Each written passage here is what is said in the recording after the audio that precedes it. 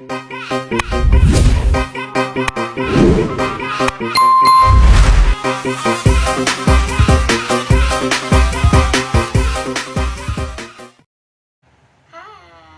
kembali lagi dengan saya Zanubani Amila Manzil. Assalamualaikum warahmatullahi wabarakatuh. Di sini saya akan melanjutkan studi hadis bab 3 dengan judul penulisan hadis dan perkembangan sejarah. Kita lanjut.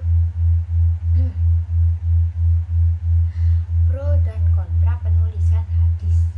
Pro dalam artian mendukung adanya penulisan hadis. Penulisan hadis sendiri untuk memastikan keutuhan dan kevalidannya sebagai sumber hukum Islam kedua setelah Al-Quran, serta untuk menjaga ajaran Nabi Muhammad SAW dari terlupakan, hilang, atau rekayasa seiring waktu, sehingga umat Islam dapat memahami dan mengamalkan Islam dengan benar dan akurat melalui penjelasan dan perincian yang diberikan oleh hadis.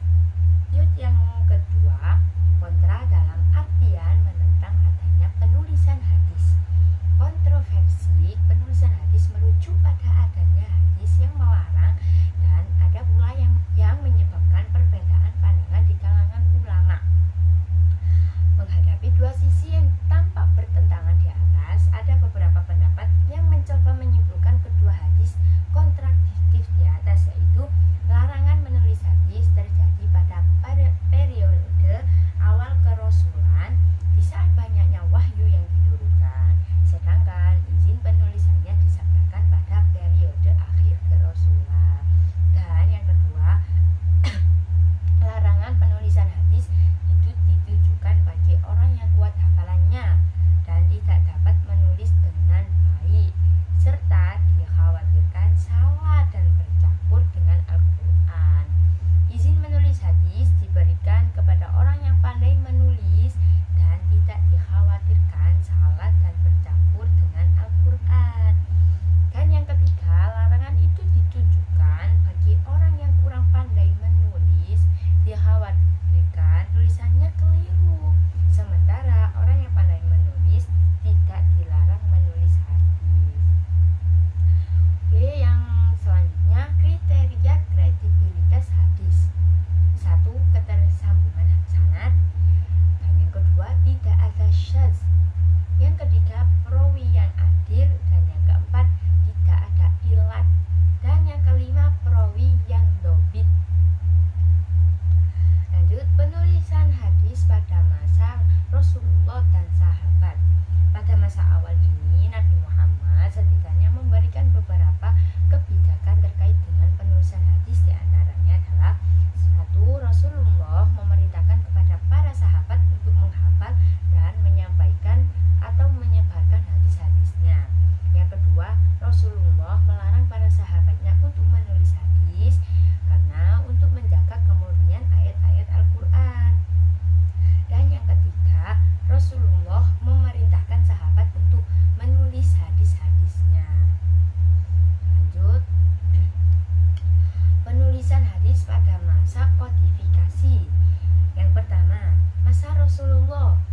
Rasulullah memerintahkan penghafalan dan penyebaran hadis, melarang penulisan untuk menjaga kemurnian Al-Quran, namun juga memerintahkan penulisan hadis. Beberapa sahabat membuat catatan pribadi. Tadi rata-rata sahabat itu lebih baik membuat catatan pribadi saja dulu.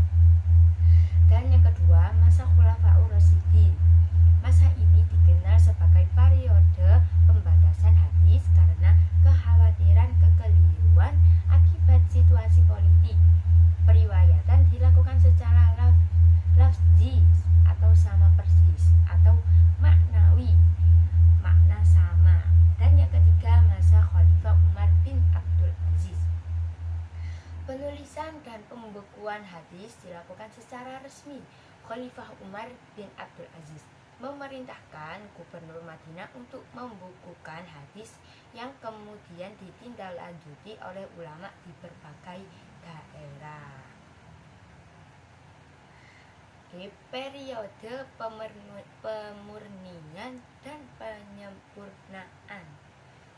Periode ini berlangsung dari abad ketiga Hijriah pada masa dinasti Abbasiyah. Para ulama melakukan penyeleksian, penyaringan, dan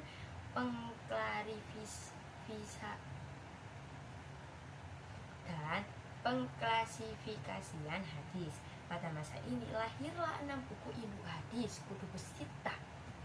Ada Al-Jami' As-Shahih karya Imam Al-Bukhari, Al-Jami' As-Shahih karya Imam Muslim, Sunan Abu Dawud karya Abu Dawud, Sunan At-Tirmizi karya At-Tirmizi, Sunan An-Nisa'i karya An-Nisa'i, Sunan Ibnu Majah karya Ibnu Majah. Penulisan hadis pada masa pasca kodifikasi. Pada abad selanjutnya, ulama hadis mengklasifikasikan hadis berdasarkan kandungan atau sifat isinya. Mereka juga banyak memberi syarah atau penjelasan dan meringkas kitab-kitab terdahulu.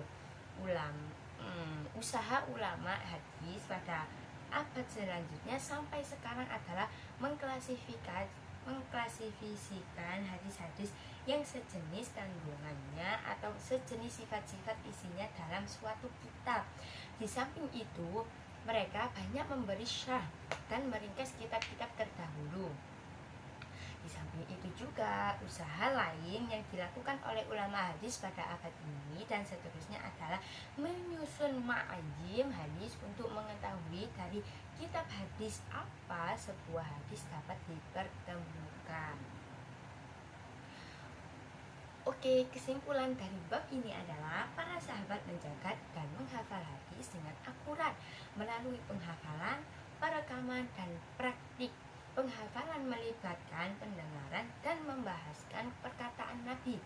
Perekaman dilakukan oleh sahabat yang mampu menulis. Praktik adalah pengalaman ajaran Nabi. Perjalanan pembukuan hadis berlangsung konkret, mewujudkan impian sahabat agar hadis menjadi pedoman, tuntunan, serta penjelasan terhadap permasalahan, kaidah, dan hukum yang belum terjelaskan dalam Al-Quran. Pembukuan hadis melewati beberapa periode para Khulafaur Rasyidin abad 2 dan 3 Hijriah hingga periode modern 656 Hijriah hingga sekarang dengan penyebaran periwayatan dan munculnya lembaga hadis.